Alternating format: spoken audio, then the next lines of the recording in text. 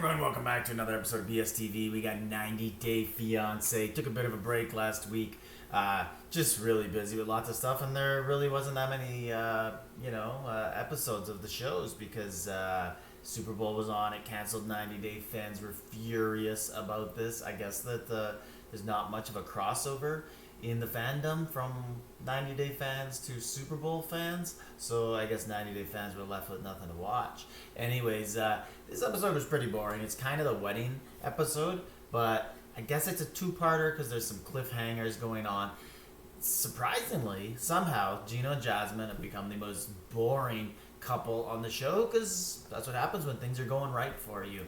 So they get married, and Jasmine kind of cries and thanks Gino's family for welcoming her to America, which was kind of the opposite when she went there.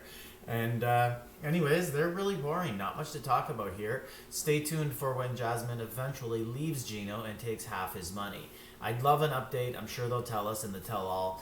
Did Gino make her sign a prenup? And it seems like he wasn't going to, even though he went through all this before. Then there's Sam and Citra. They already got married in the eyes of Islam, and Sam converted. So the big story here was that Sam arranged for a pastor to marry them in America, and Citra's dad wasn't having it, saying like, no, you're already married. Why do you need a Catholic priest to marry you? So Sam ends up getting his brother to marry them, not the same brother that will eventually become engaged to Citra's sister. So yeah, there's a storyline. Maybe they'll get their own season 2, or season as well, not season 2. But it would be the second season because I'm sure these two, Sam and Citra, would be in it. Other than that, pretty boring, but it's kind of odd to hear like them talk about like their first night together after marriage, and she always makes jokes about like, you know, him having blue balls and them gonna have sex and stuff when they haven't had sex, and her dad's there and stuff. Kind of weird.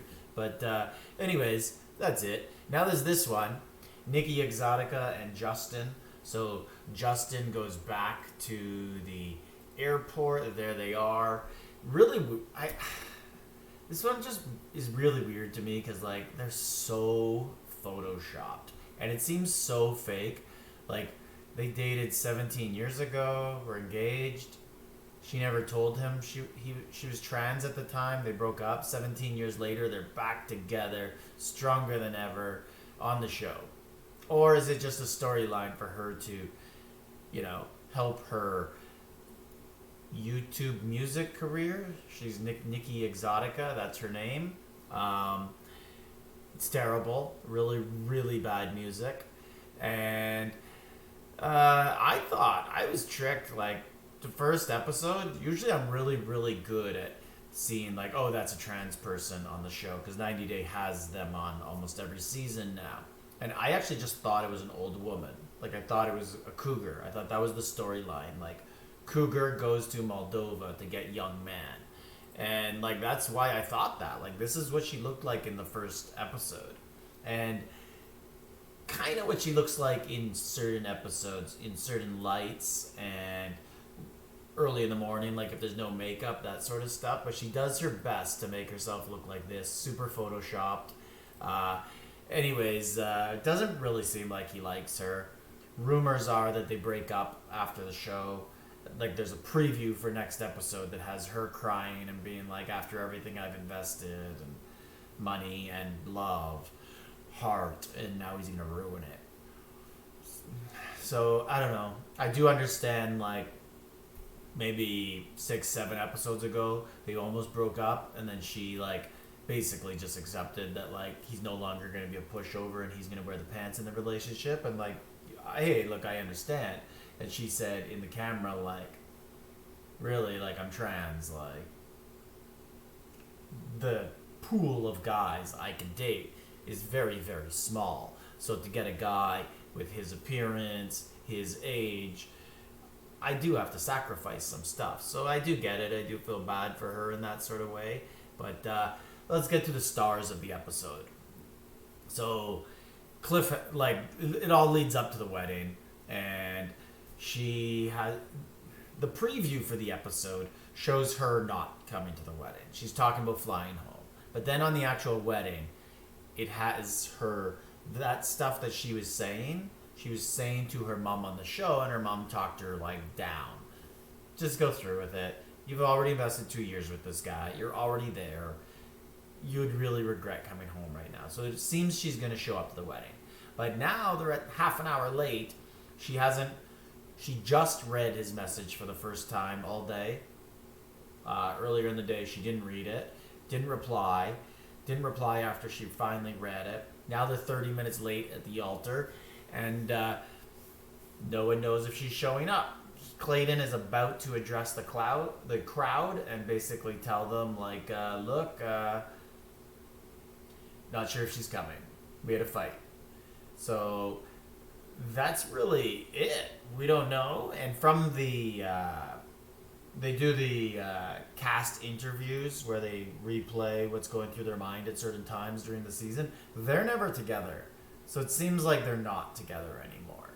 But the whole point of this like arc with them was like Clayton basically overplayed his hand. Like, we don't even know what his job is.